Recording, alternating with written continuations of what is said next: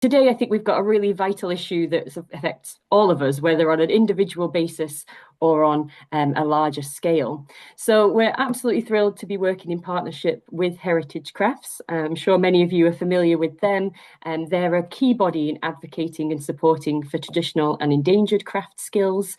And together, we really want to make sure that we bring this issue to the forefront and do everything that we can to champion different practices.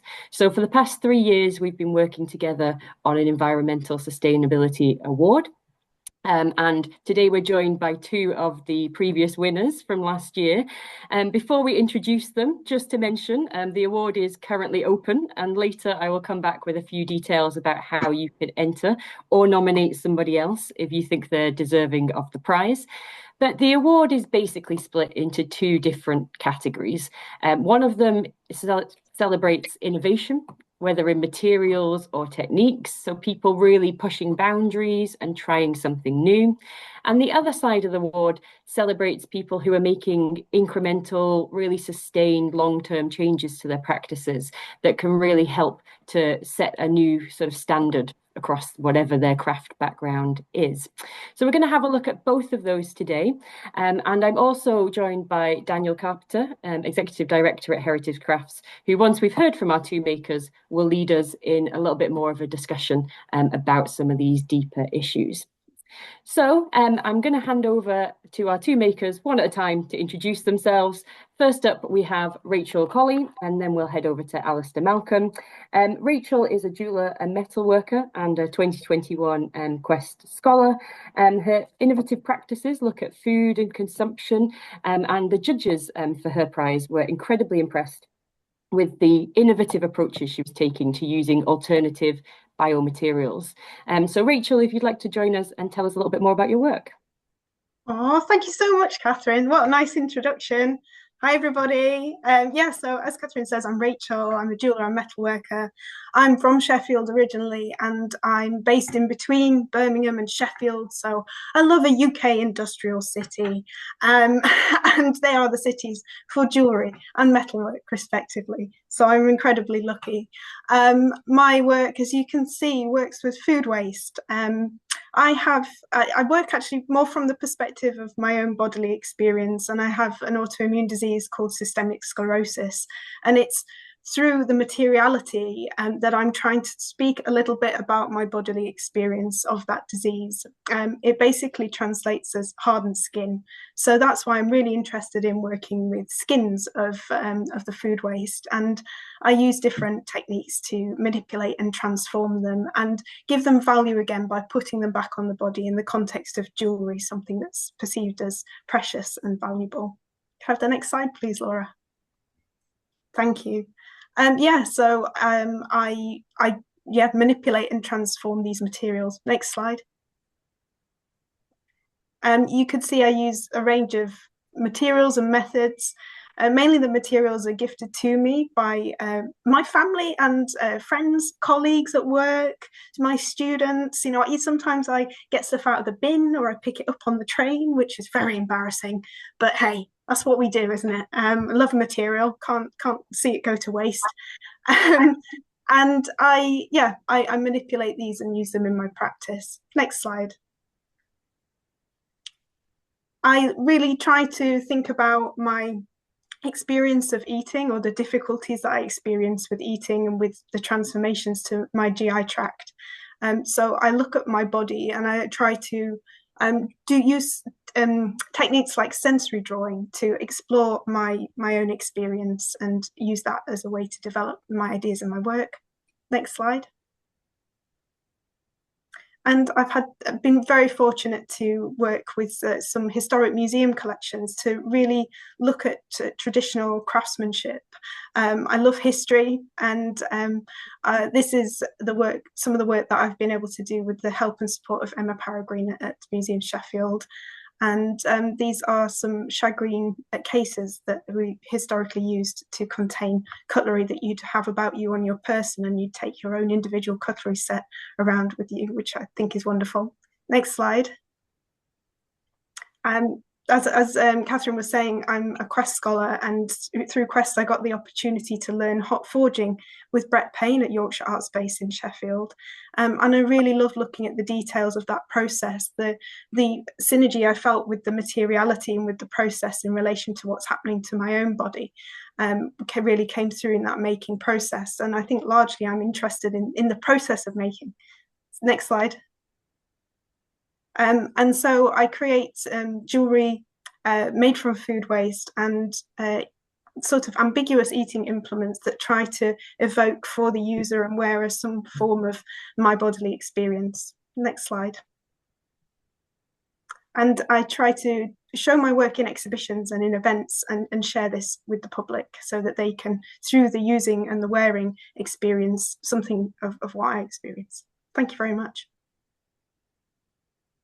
Great, thank you. And I'm sure we'll come back to quite a few of those points later on. But next, I'd like to introduce Allister Malcolm, who is a glass artist with 25 years experience based at the Stourbridge Glass Museum. And since 2023, Allister has been really dedicated to reducing the environmental impact of his work, but perhaps more importantly, to sharing that with other people and creating resources that people all over the world have been using. And the judges for last year's award really thought that was quite a significant personal investment to documenting and sharing that work. So, Allister, if you'd like to join us. Hello there. Can you all see me now? Oh, great. So I'm Allister. I'm based here at Stourbridge Glass Museum. The studio is open currently throughout the summer, 6 days a week. I would say we've gone through some fairly life-changing circumstances over the last few years, whereby the energy crisis really hit glassmakers extraordinarily hard, and it acted as a bit of a catalyst as to where we are now. In terms of that experience itself, it couldn't do anything other than influence me as an artist. And actually, the latest body of work was all about nurturing growth. Glass has always been used as a vessel for centuries, and I really like this idea of creating unique pieces that were used to help sustain life. If you could go on to the next slide, please, that'll show. I believe there's one more, isn't there? Maybe it's not, it's just a holding one, is it? So there's a series of pieces that all hold these air plants and a variety of sculptures as such. I haven't really got much more to say about my work other than that. I think there's a lot of key points that I'd like to make throughout the next hour. And so I'm eager to get on about the award, really. Great, thank you. Well, without further ado then, we'll go into our panel discussion and get into exploring some of these issues in depth. So I'm going to hand over for this next section to Daniel from Heritage Crafts, who's going to lead that discussion. And as we mentioned, any questions, comments, do put them in the chat as we go so that we can bring in your voices as well. Brilliant. Thank you, Catherine. And I thought I might have to introduce Heritage Crafts, but you did a fantastic job at the beginning. So yeah, that's great.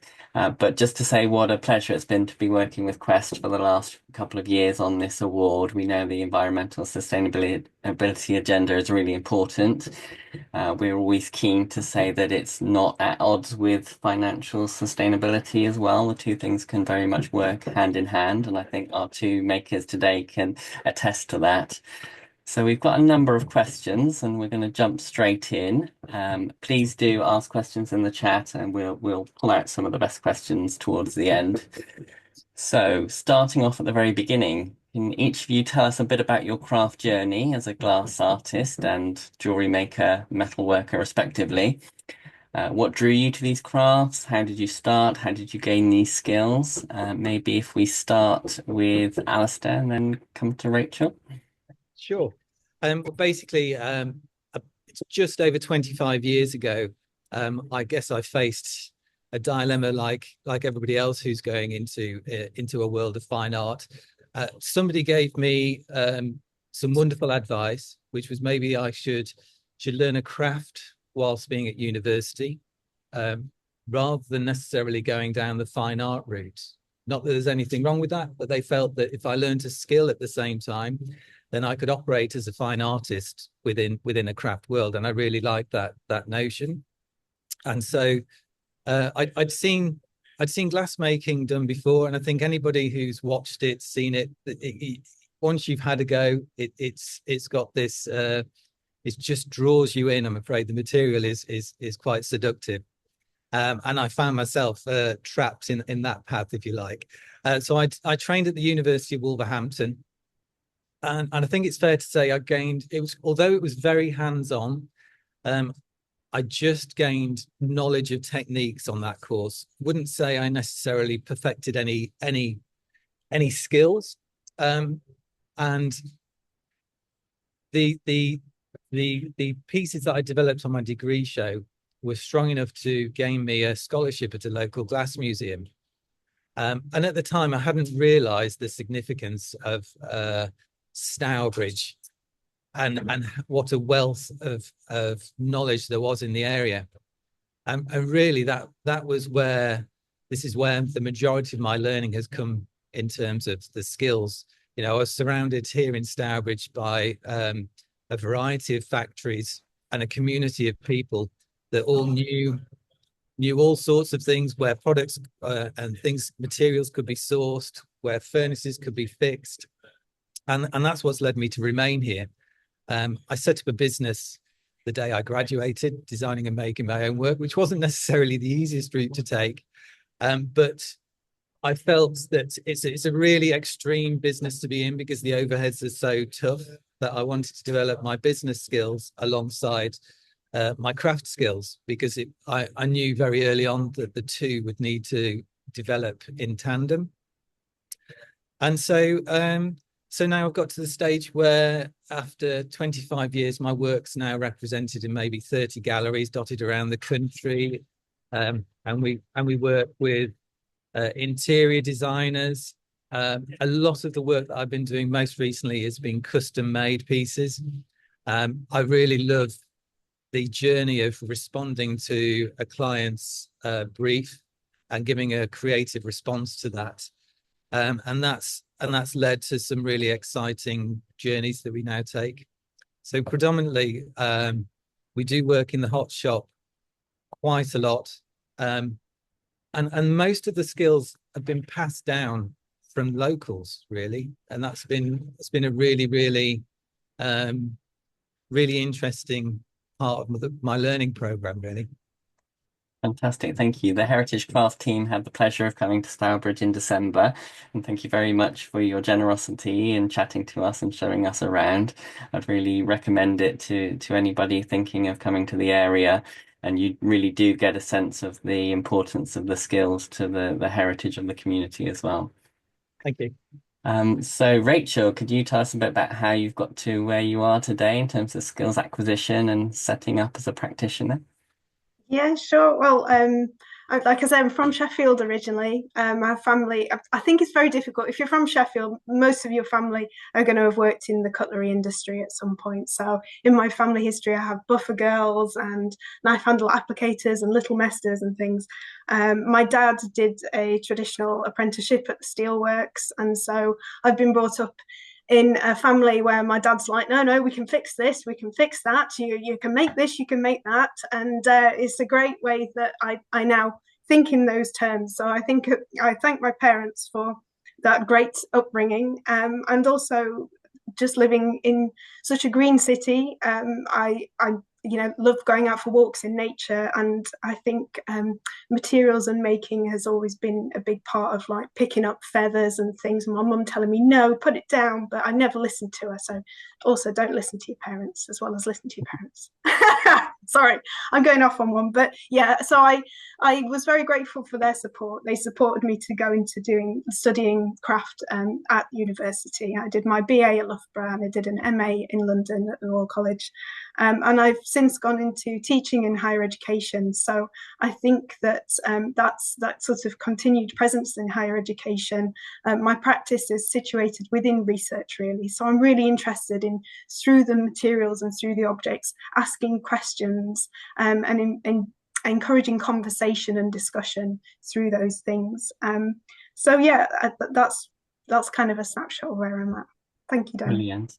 I'm going to give the impression that we're always out and about, but the Heritage Craft team was in Sheffield a couple of weeks ago, and we got to see all the behind the scenes of the little hidden workshops and the buffing and polishing, and really fantastic. And again, a real centre for craft skills, some of which are on the verge of dying out. So lots of work needed to be done. So we're going to talk a little bit about process now, and I imagine it might be quite different for the both of you. Rachel, you possibly working on collections, whereas Alistair might be working more to commission. Could you each walk us through your process of creating either a piece of work or a collection from conception, design, prototyping, completion? And as we're with you, Rachel, we'll stick with you and maybe go first. Thank you. Okay, yeah. Well, like I say, I think I work mainly with food waste, and I'm gifted this. Often it's foods that I can't eat, so I consume them through my making, and it's an important part of kind of enjoying that sensory experience of the food. And so I'm gifted, citrus fruit peel from my dad, and melon peel from my nephews, which is lovely. And I would say I love history, and my friend and creative mentor Melody Vaughan supported me to visit Grasse back in 2019. So that was in the south of France, and it was a centre for perfume kind of making, and that was where I saw the 18th century bergamot and orange peel boxes that they have in the International Perfume Museum and Fragonard Museum there. So that kind of got me. I was already making the shagreen work, but it helped me to realize that actually working, as you say, with museum collections and making my own collections in response to that was something I wanted to do more and focus on. So thank you to Melody. And I really enjoy researching historical, traditional kind of methods of preserving materials. So looking at different ways that you might be working with food in the past to preserve them for longer. So salting, pickling, and also leatherworking techniques that came through from the Grasse Museum. So things like tanning techniques and how you could apply those things. One of the main things is controlling moisture levels, which I find there's a synergy there in relation to what's happening with my body and the moisture levels in the materiality too. So that's what I tend to talk about and through. Yeah. Brilliant, thank you. Don't think any of us are going to be looking at our food waste bins in the same way after this. But it's really interesting in terms of leather alternatives, because a lot of the so-called vegan leathers that are promoted are actually plastics, and that's really not good for the environment. Whereas what you're talking about is very much using materials that would otherwise go to waste. Yeah, I think it helps maybe that I'm working such a small scale with jewelry, and you're an individual practitioner and maker, and you can kind of manage those things on a very local level.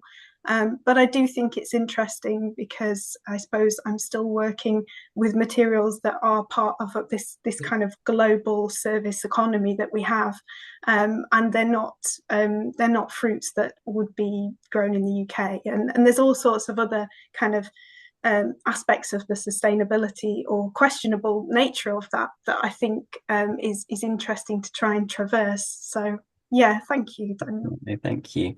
So Alistair, how much of your work now is on commission? How much of it is on spec? What's the balance? I would say it's probably almost 50-50 split, whereby 50% of it, I guess I feel like I get to run through my own concepts and see them into to reality, and then approach galleries to then represent those bodies of work, and then 50% is about designing and giving a creative response to a brief.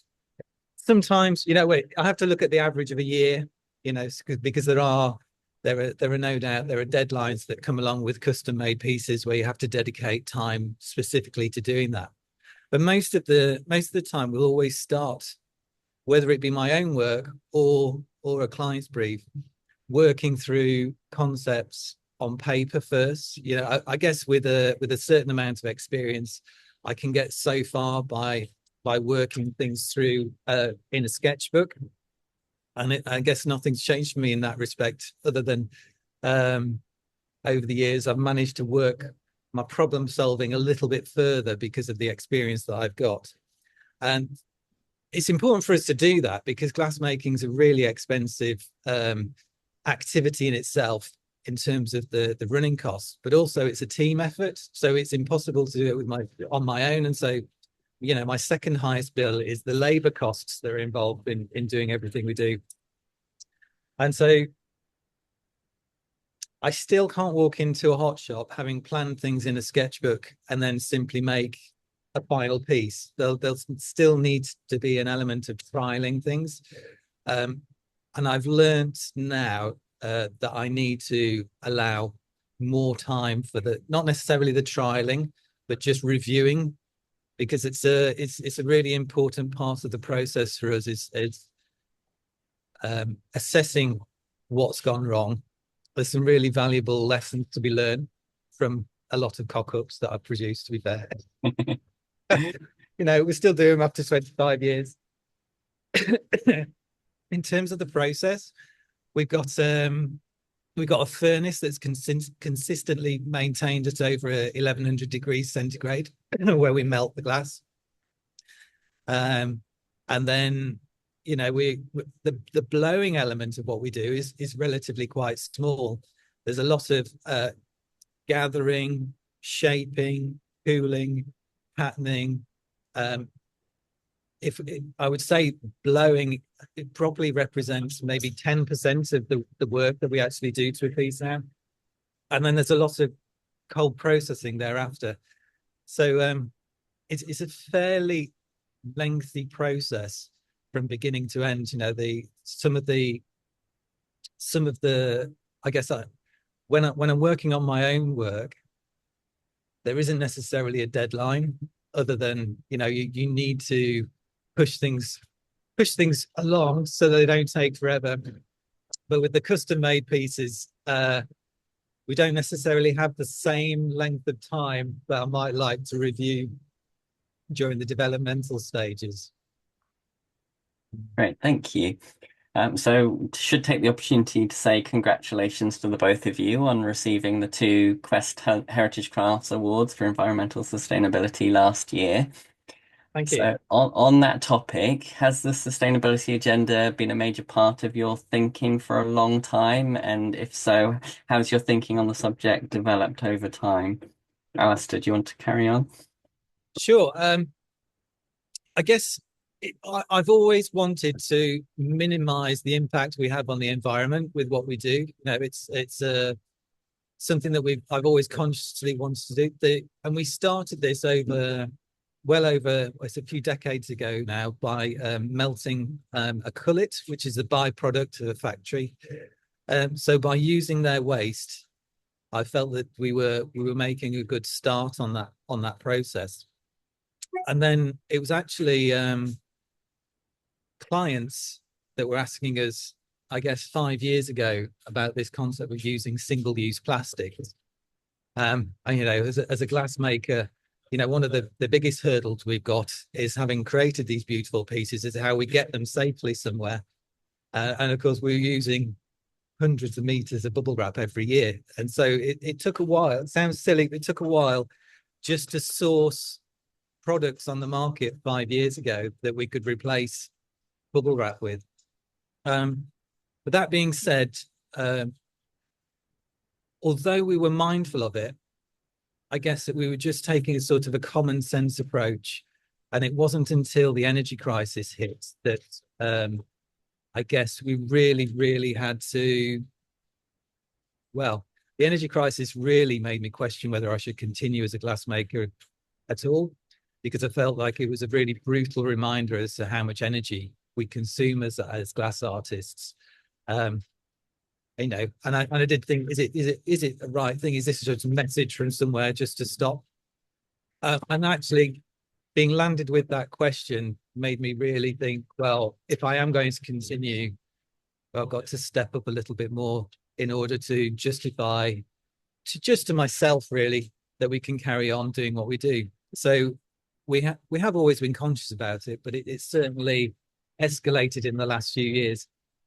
Great, thank you. And Rachel, how's your thinking on the topic changed over time?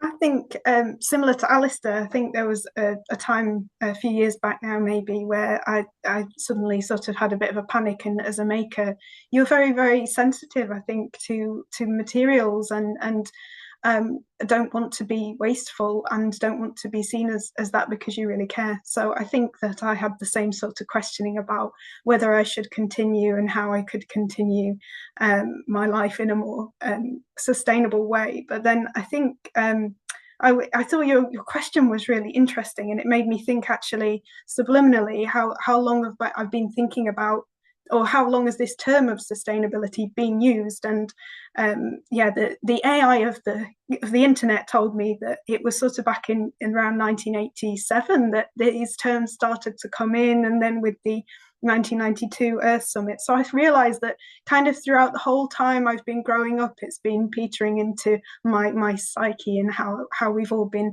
thinking. So I think that that's really, really interesting. But I think that there's maybe difficulty in the use of the term, and maybe it's become slightly overused, or you feel pressure that if you do use the term sustainability in relation to your practice, that it has to be across all elements, and people are going to go for you about, oh, but this bit could be improved, or that bit's not sustainable, or what are you talking about, kind of thing. So I think that it's maybe interesting to highlight our concerns around the use of this term. But yeah, I think that yeah, it's kind of through our open conversations, and why I'm so happy to be joining you today to have a more open discussion about this, and to encourage people to apply for the award, because it's through small incremental changes that we can make a kind of longer term impact, I think, over time in relation to our practices and just our lives in general, to make them more sustainable. Because I've come around to thinking that how I think about sustainability now is more so in relation to my health condition, and can I continue with my practice, and in what ways is my practice supporting my life, and as well as supporting the environment. So I think there are different ways to look at it, and I want to thank QEST and Heritage Crafts for supporting me with this award. It really means a lot. Thank you. Yeah, very well deserved, as said previously. It's a very difficult topic, kind of where to tread the line. We're having lots of conversations about this in Heritage Crafts. On the one hand, we don't want to instill panic in people in terms of climate collapse and apocalyptic futures and things like that. We don't necessarily think the fear and guilt associated with that is the best motivator for positive action.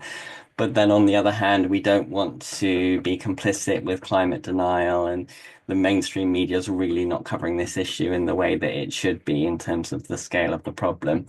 So yeah, we're just trying to negotiate the issue on a day by day basis. So going back to your awards, each had a slightly different flavour. Allister, your award was for substantial and measurable progress in transforming the environmental impact of your craft business through the series of incremental changes and improvements. And Rachel, yours was for demonstrating an innovative approach to environmental sustainability, rarely before seen, that can act as an inspiration for others to explore new ways of thinking and working. So, Allister, first, could you explain specifically the changes you made to your practice that led to this award? Sure. I mean, touching on your previous question as well, I found as a hot glass artist, the idea of trying to become sustainable almost an impossible task. So overwhelming that was one of the reasons why I didn't. Well, if anybody approached the subject, I'd change the subject. And actually, with a lot of our posts, I just use the hashtag trying to be better, because I don't think I can claim to be perfect, never will be, but all I'm doing is just trying to, I've identified a list of changes, and we're just going to work through them probably for the rest of my life. I suspect people will uncover more issues further down the line, and as they do, I'll just add them to the list. One of the one of the biggest things that I wanted to try and overcome was our carbon footprint in-house, and start to take a little bit more responsibility for that. And so all my research led me to this knowledge that we needed to stop burning fossil fuels within the studio as much. So we previously got everything was burning natural gas. We've rewired the studio to 3-phase power so that we could take connections. We've connected up an electric furnace and an electric annealing oven. And at the time the award was given, I think we tested for 12 months the world's first electric reheating chamber. Now these new pieces of equipment not only converted us to electric, but they came with controllers that we could take readings minute by minute as to how our working practices consumed more energy or less energy, and then really work out how we might be able to adapt our working methodology to reduce the energy consumption. And really, with one gas meter in the corner of the room previously, we could take guesses as to how much gas we might be using to do certain things, but it was just an educated guess. So this for us, and as far as I know for the industry, it was the first time that a glassmaker could go, by doing that, we're definitely consuming more energy. What can we do to reduce that? And for a period of about 6 months, we just made a lot of very small incremental changes to the way things we were doing. Generally, initially, it made it very hard for ourselves because it was a change of behavior. And when you've been used to a pattern of behavior for decades, it's really tricky trying to adjust to make those part of your daily routines. But now they're second nature. And so we realized it's a matter of trying to make glass as efficiently as possible. And we used to think that just needs to be quick without losing quality. Whereas now we're trying to work cleverly to minimize the way that we consume energy, really. So I was able to, as I disconnected gas equipment and connected electric equipment, I was able to calculate the carbon footprint of one versus the other, and do a comparison over a period of time. And one of the great things that we were able to say, and we put all of this information out via YouTube and social media, was that the savings that we're making with our carbon footprint, they're the equivalent to that if you were to jump in a family car and drive 3.5 times around the planet, the carbon that you generate in that journey is what we save annually by making the changes we've done. So it's a really beautiful way of being able to explain to the public, because when you talk about saving tons and tons of carbon, everybody looks up in the air and they kind of go, well, where is it? Why am I not squashed like a pancake? I don't understand. So by putting it into this notion of lapping the planet a few times, it sounds quite bonkers, but that's where we got to.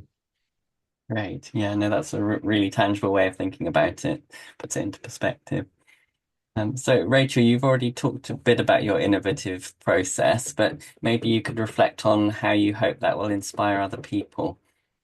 Yeah, absolutely. Well, I think I've got kind of 3 points for anybody who's really keen to give this a go. So there are loads of open access resources, and I'd really recommend Materium, as well as there's one that's great as well called the Chem Arts Cookbook. So maybe Laura can put links to those in the chat. So have a look at these open resources. They give you recipes that you can try at home in your kitchens to make biomaterials. What I would then do also is to identify your personal and also local waste streams. And Katie Tregeddon has sort of talked quite a lot about this in identifying waste and waste that you can use as part of your practice. So that's a really good thing. And I actually did that visually just through collecting things and then photographing what waste I was creating, what waste I could get from other people, etc. And then maybe use that waste to modify some of the recipes that were freely available online and use that as a starting point. and then also to just engage with the conversation and the discussions around sustainability. I listened to a really great episode of the Meta podcast by Maddie Rose Hills, and that was episode 20. It's Material Innovation and Ecology with Claire Bailey and Sarah King. And I'm grateful to the Feeney Trust who have supported me with a fellowship, and I'm getting mentoring from Sarah King to help me to become more sustainable in relation to my practice throughout this year. Brilliant, thank you. That's some very practical things people can do inspired by your work. Allister, it's often hard to generalize, but is there perhaps one thing that you could suggest other people might do based on what you've done to make a significant inroads into their own sustainability?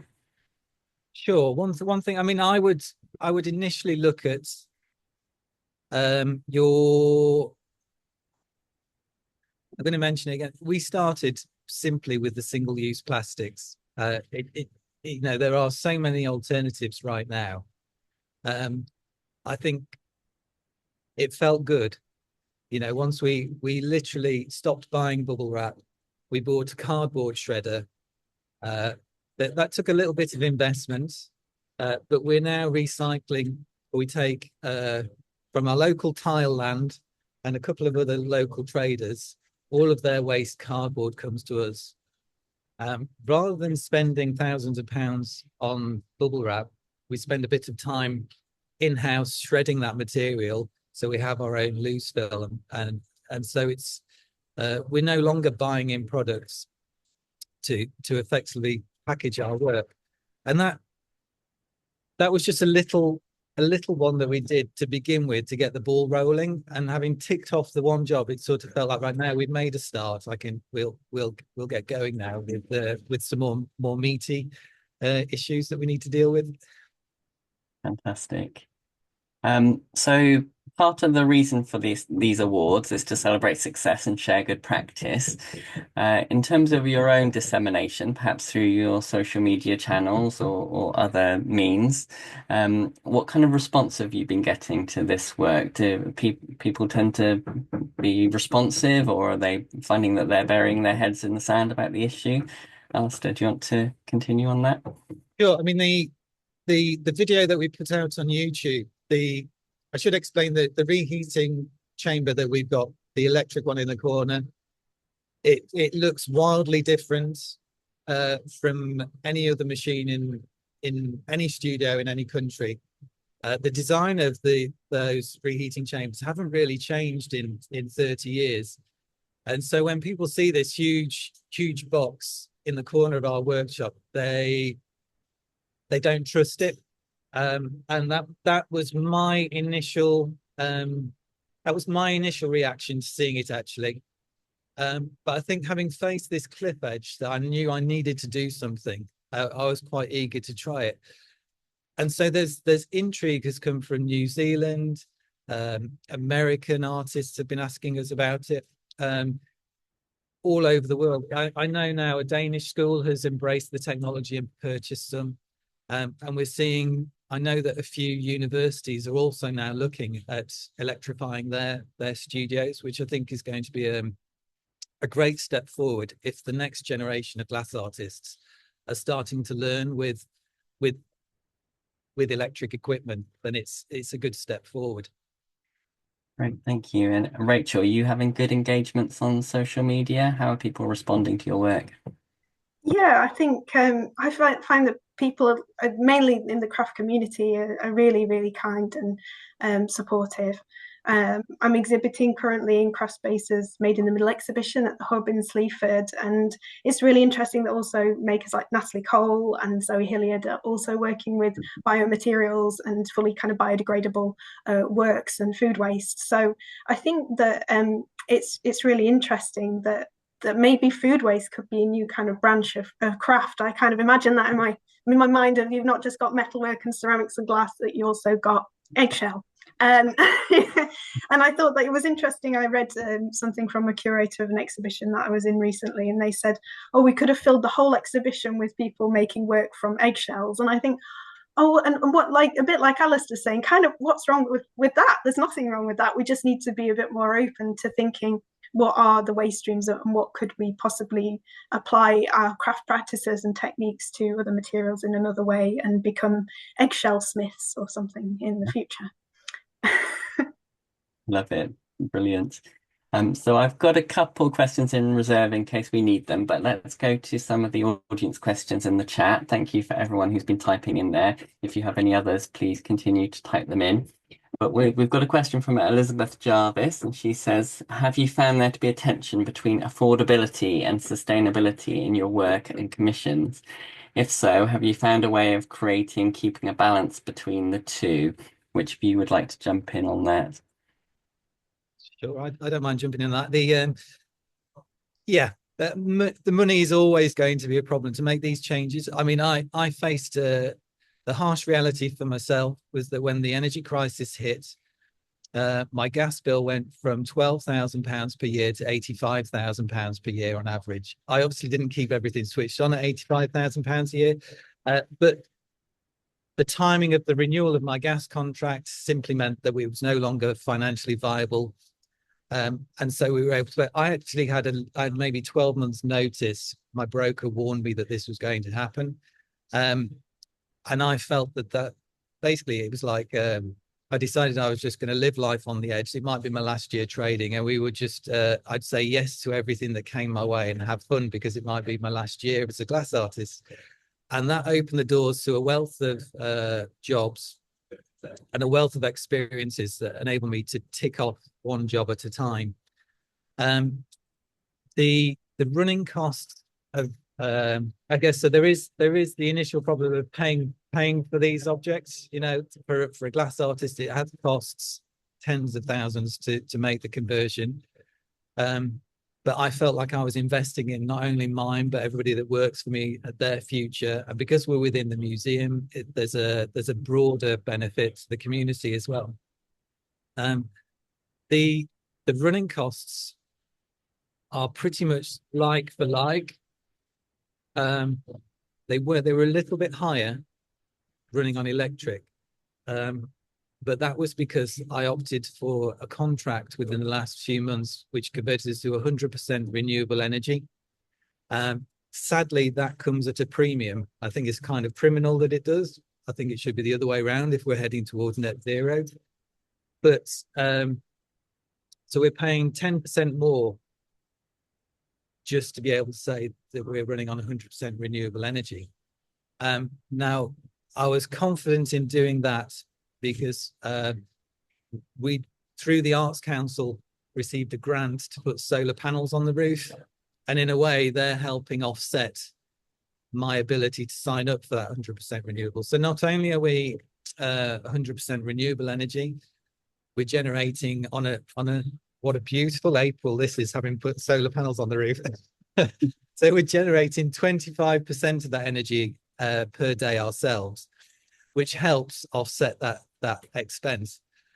I would say in terms of affordability, we may come in slightly more expensive than some other artists, but already we are being shortlisted for the jobs and awards, thank you very much, that we would not normally be considered for because of our, our eco sustainability credentials. For a lot of people, these are important issues as buyers. Right, thank you. We've got a question from Nora, which has been partially answered in the chat, but maybe you could say about your approach to it. She says, I would like to calculate my carbon footprint for my work, but don't know where to start other than getting an unaffordable consultant in. Can you offer any advice on that? Yeah, it's a big business now, really, sadly. And if she has a look at my YouTube video, there's some websites where you can look at the carbon footprint per kilowatt hour, or there's a link to a website which tells you the carbon footprint per kilowatt hour of various different fuels that you consume. There's a link shared within the text of that YouTube video, so you'll be able to look.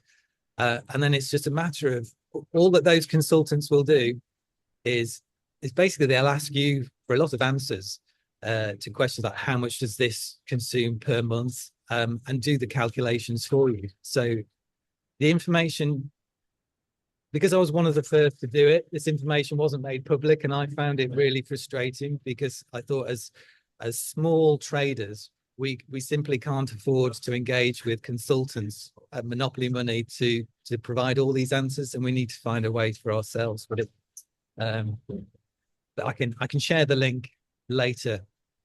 Okay, thank you, and thanks to those who've put some links in the chat, Eleanor and Melody. Julie's bicycle is definitely a good one to look at.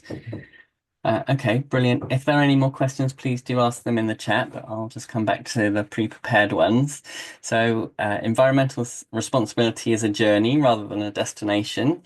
So what more do each of you have planned to continue that journey into the future? Maybe Rachel could speak to this. What's next?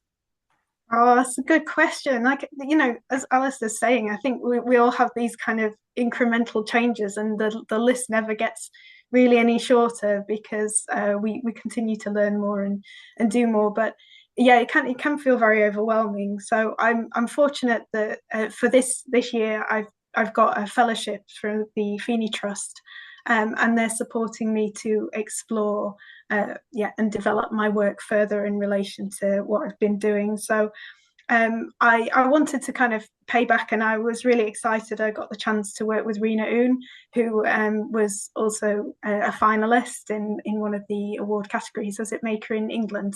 Daniel, sorry, yeah. So Rena works with leather and makes gloves, beautiful, amazing gloves, and also works with biomaterials as well. So she was somebody who I wanted to really, work with and connect with. So it was great to have that opportunity to visit her studio and to have a one-to-one training day with her. And as I say, also gain mentoring from Sarah King, who is amazing and works under Earthly Projects.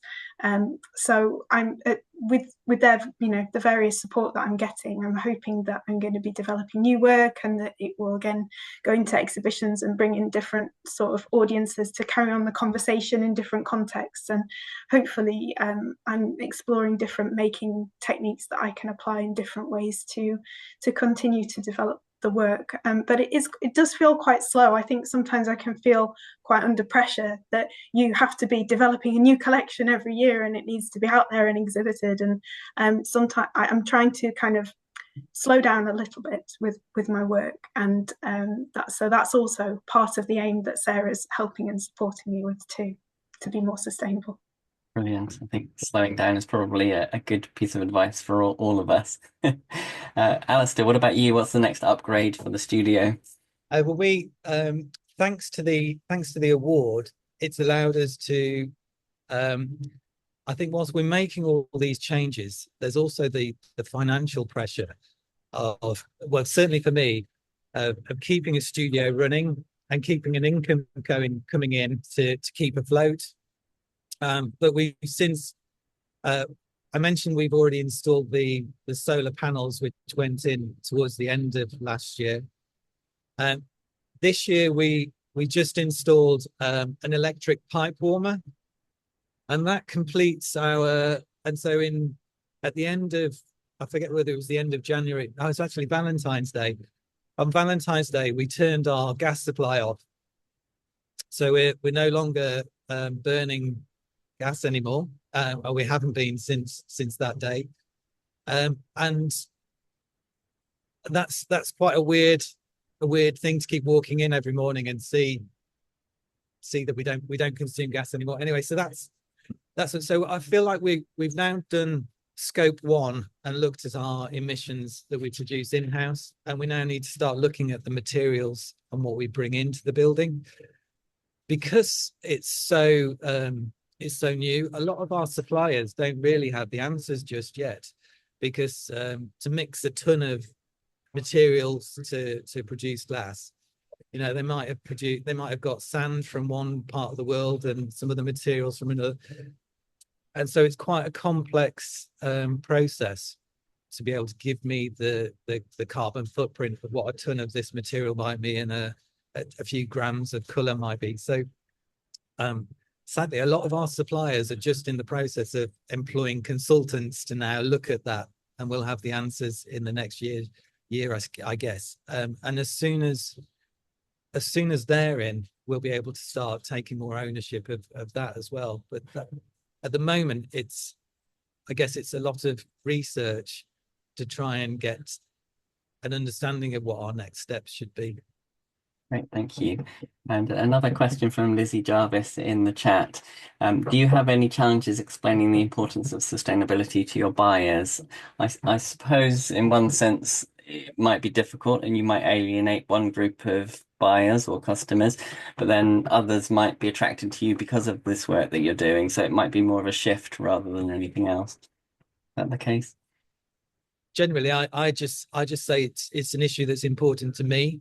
It's and really that's what's been the driving force, is that I guess if people are interested in sustainability, then it's nothing really that no hard sell, it's just it's a matter of just mentioning it, and they're completely on board and embracing it. For those that aren't, I'd just say that it's something that was personally important and a route that I wanted to go down, whether they're a believer in it or not. I felt it was important that when I sit in my armchair retired at an elderly age, I can look back and go, I did what I felt was right at the time. It's a really good way of thinking about it. Thank you to everyone in the chat for asking your questions. If you have any questions that you think of later, feel free to email them through to Heritage Crafts or QEST, and we'll forward them on to Allister and Rachael. So I think we've got time for one more question each. So as you will know, the 2025 award is currently open for nominations. Do you have any advice you'd give to anyone thinking of nominating themselves for the award this year? Shall we start with Rachael? I think just go for it, everybody. Yeah. To be honest, I saw it and I thought, oh no, I don't meet the criteria. I'm not innovative. Oh. And then my friend messaged me with the thing and said, oh, look at this. Heritage Crafts and QEST are doing the Sustainability Award. I think you'd be perfect. You should put together an application and apply. And so I'm very grateful to my friend for believing in me and sending it to me again, because I'd kind of just thought that I wasn't good enough. So you're good enough and you could do it. Yeah, do it. Definitely. I don't think anyone who wins any of our awards ever thinks that they're good enough. They're either cajoled into it by a friend or forced into it some other way. But people should believe in themselves a bit more. What about you, Allister? Any advice? Just to reiterate, I think I've found the application process really useful, just in terms of almost doing a SWOT analysis of where we were at, and we put together a really great proposal, or I thought we did. And then we failed last year, if you recall.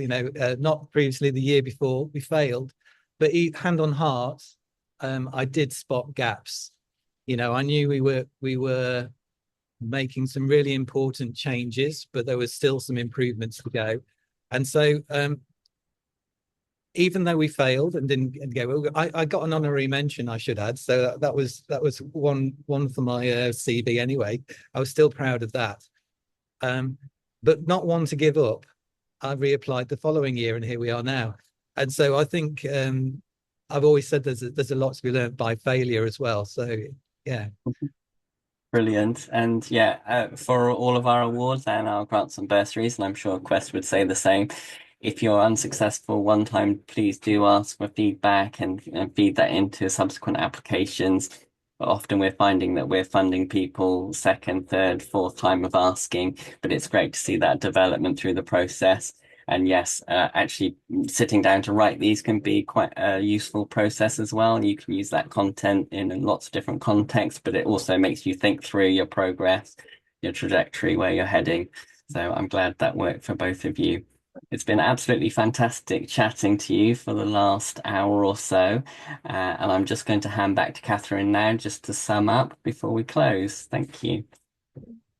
Thank you. And that was a really fascinating talk. I'm sure everyone took a lot from that, from kind of what can feel like a bit of an overwhelming issue sometimes, to sort of get some great practical advice, but also just that sense of you can't go wrong if you're trying. You make some steps, do something, and you never know where it would lead, which I think is a fantastic takeaway. And I look forward to the day when eggshell smiths are something that we're we're seeing regularly. Some kind of society of eggshell smithing has got to be the future. So yeah, thank you all so much for that, and thank you, Daniel, for those fantastic questions. I just want to wrap up by coming back to the award, and hopefully everyone has been inspired to think about applying, or to think about nominating someone else or nudging somebody else to apply. We definitely are looking for a really broad range of ideas for both of our categories. And as you've heard, one of them is really about being innovative and inspiring and maybe doing something that we haven't seen before. And the other one is about sort of making those measurable changes and being able to demonstrate that impact and share that as a model with other people in the sector as well. So do take a look. If you follow the QR code on the screen, or if you go to the award section of the Heritage Crafts website, you can see the full list of criteria and the application form there.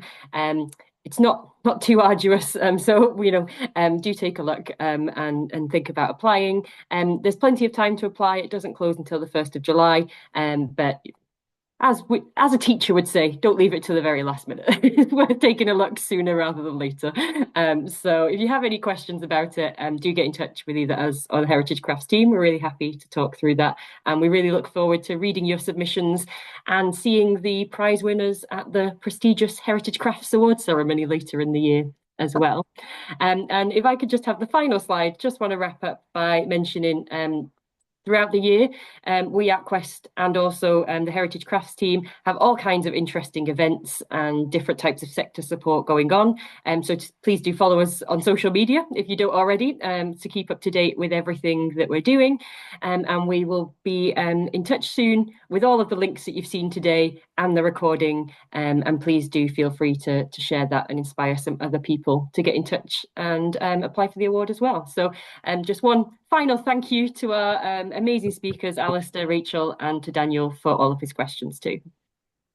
Thank you so Thank you, much. everyone. Thank you. Bye-bye.